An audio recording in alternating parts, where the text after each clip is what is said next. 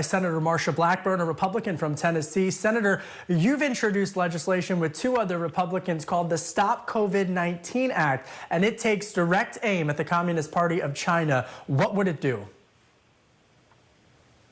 What we would do with the Stop COVID Act is to empower American citizens who have been adversely impacted by COVID-19, whether they lost lives or livelihood, to be able to sue the Chinese Communist Party in U.S. court. There is a law, the Foreign Sovereign Immunities Act, and we would place COVID-19 as a biological agent in that act so that people would have a form of recourse, a way to seek compensation for the damages done. And Kevin, this has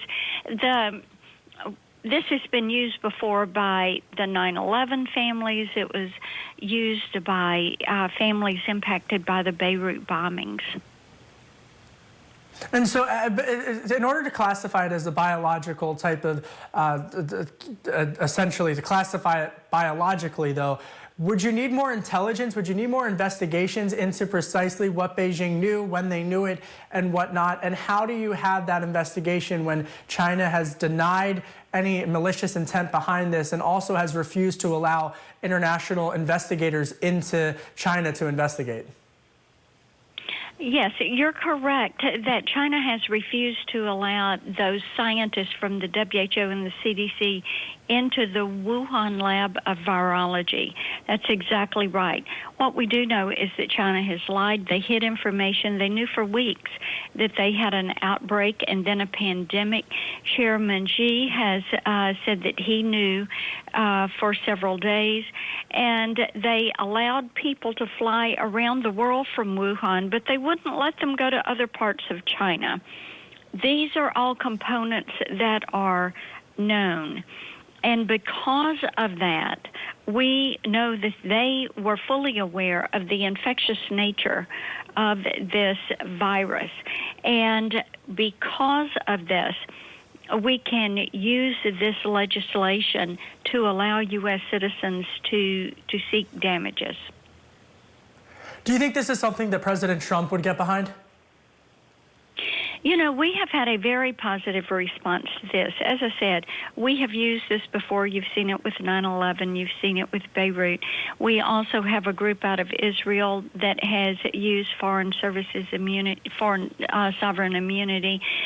There are different components. There are ways to do this.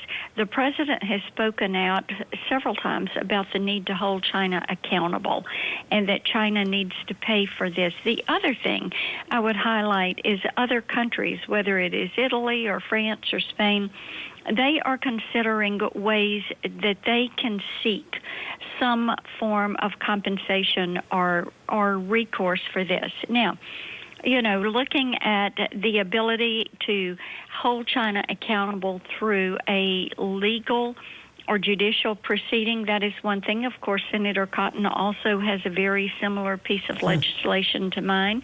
You also have the discussion around having China waive the right to payment on the U.S. debt that they hold. They hold over $1 trillion in debt. There are others that are looking at other ways to hold them to account. And then several of us have bills that are focusing on a way forward, like my SAMC legislation that would bring pharmaceutical manufacturing back to the U.S., would incentivize that. Well, others are looking I got two more questions for you. More questions for you, and I want to get to both of them because we're pressed for time. But on the issue of Big Pharma, for example, what is the appetite in Congress to actually get that bill that you've introduced passed to make some of the drugs manufactured internationally or components of the drugs manufactured internationally more domestic and potentially have jobs in the U.S. as opposed to overseas? Yes. Yes, my legislation is joined by Senator Menendez as the lead Democrat co-sponsor. And we feel as we look forward to other pieces of legislation moving, this is something you will see, moving that manufacturing not only of pharmaceuticals but of other essential components of our supply chain back to the U.S. This is something Democrats and Republicans favor. And some of my colleagues are looking at telecommunications or other components of healthcare like PPE or the auto industry or electronics. There are so many things that components that are of a critical and necessary nature are made only in China, and beginning to incentivize some of that back. And my legislation in pharmaceutical manufacturing even has a component for $100 million in grants for universities, institutions of higher learning that want to partner with the pharmaceutical company to look for these advanced manufacturing concepts and platforms that would enable us to more quickly respond to pharmaceutical production that is necessary. And Senator, in the 30 seconds that we have left, do you think that any of these policies that you've described in the bipartisan ones could get passed before Election Day of this year?